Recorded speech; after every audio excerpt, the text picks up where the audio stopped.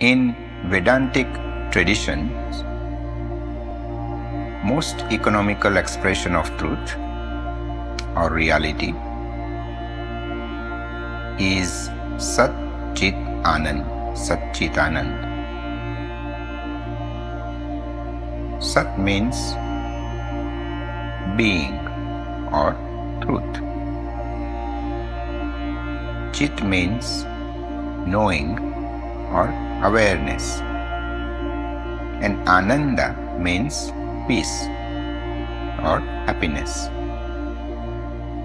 Sat Chit Anand simply means this: the knowing of our own being is peace itself.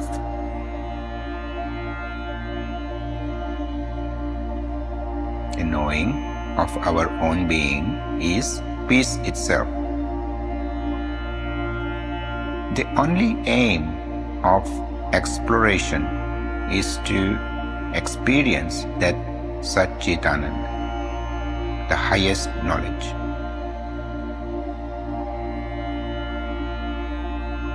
Please do not make any mistake in understanding that ultimate goal of Vedanta, and for that matter any human being, is to attain peace and happiness.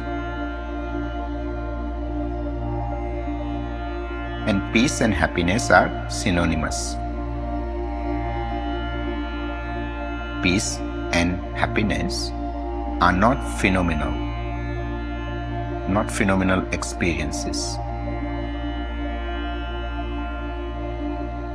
They are not associated with any mental state or attainment of any goal as such.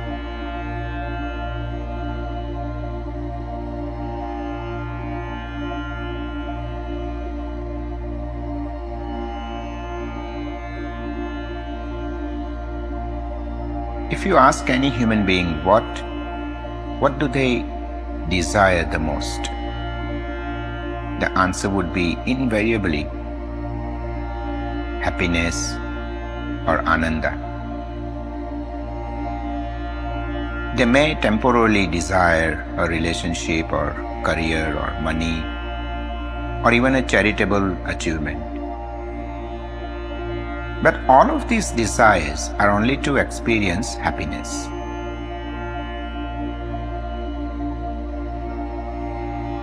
We have also known or intuited that all our pursuits of happiness have failed us, at least to an extent, one way or another. The only everlasting, or rather ever-present source of happiness, of peace, is Sat Chit Anand. The knowing of our own being is peace itself. This knowing is a completely effortless experience. Even dreaming, blinking, or breathing require a micro effort. But not this knowing.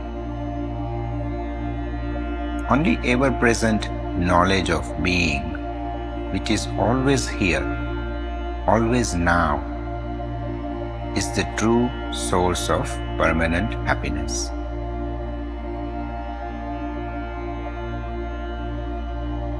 And you are already that.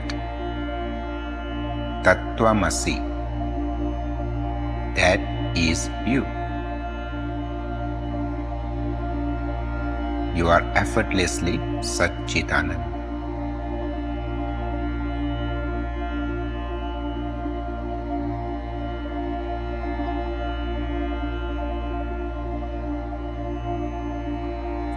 So you may ask, why am I still unhappy or experience a sense of lack? At least sometimes, why do I still feel this sense of lack or unhappiness? Essentially because you forgot or ignored the knowledge of Chit Ananda.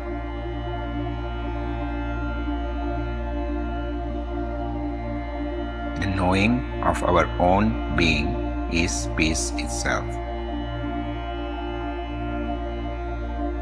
In this forgetting, in this ignorance, you rise and imagine yourself as a separate entity.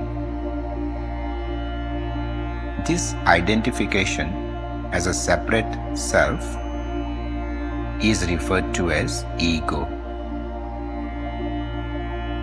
The Sanskrit word for ego is ahamkara.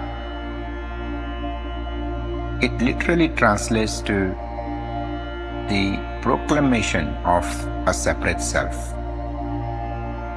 akin to a wave rising in the ocean, thumping its chest and declaring its independent existence as myself.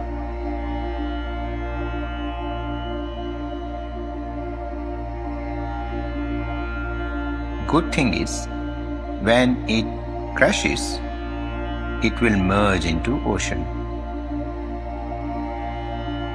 It was never anything other than the ocean anyway.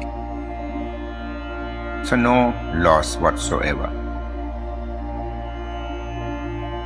But the bad thing is, the process of crashing is going to be painful to the wave.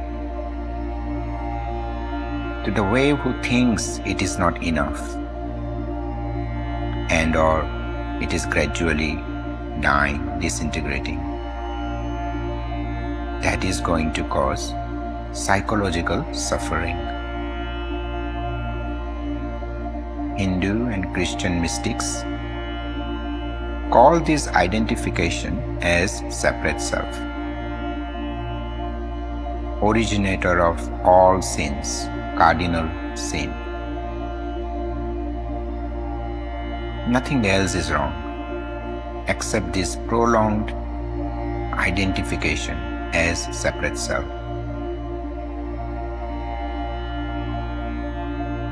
Sufi says, your task is not to seek for love, but merely to seek and find all the barriers within yourself that you have built against it.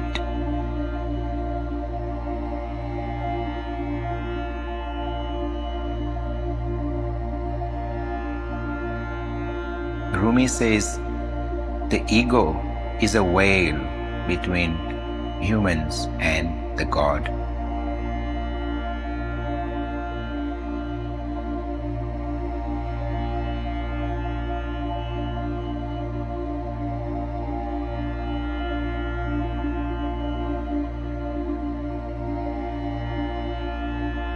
Your suffering is in proportion to the separateness that you feel between yourself and everything else. This separateness is the cause of unkind behavior to yourself, others, animals, and the environment. This imagined separateness is the original cause of suffering for yourself and for others.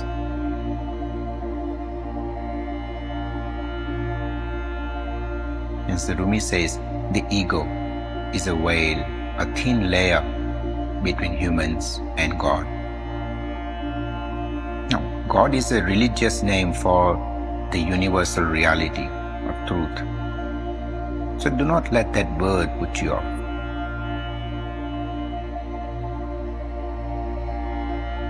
And Sufi tradition also says, whosoever knows their self knows their Lord. Hindus say, Atma is Brahma, Atma is Paramatma, or Sivoham.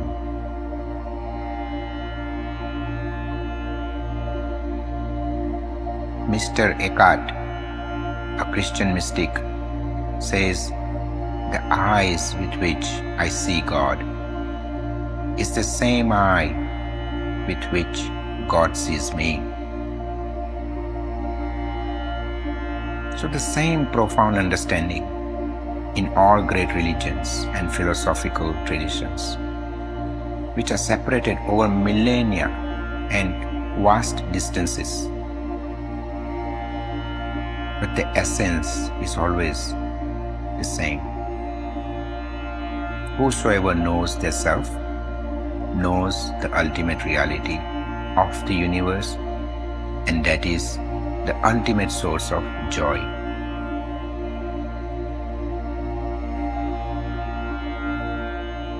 Essentially, there is no distinction between ourselves and the ultimate or higher self.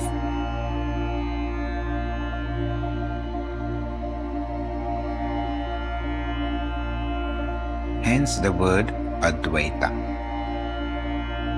means no second, no other, non-dual, just one reality in every experience. That's why the teaching boils down to one simple, single endeavor, simply to know oneself as one is,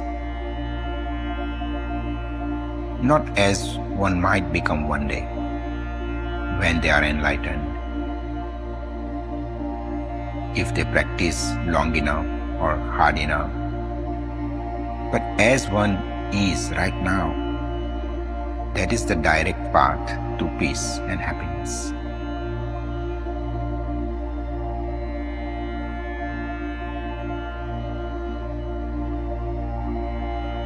And once you have had this revelation in silence, eventually you will have to engage with the world. That is why it is also important to explore the world. That is the world of perceptions and body, as we did here previously. So even in the presence of worldly perceptions, you can experience the Chit Ananda. Because all you ever experience is the one and only awareness, and its innumerable modulations in here and so-called out there. Advaita means no second or other, non-dual, just one reality in every experience.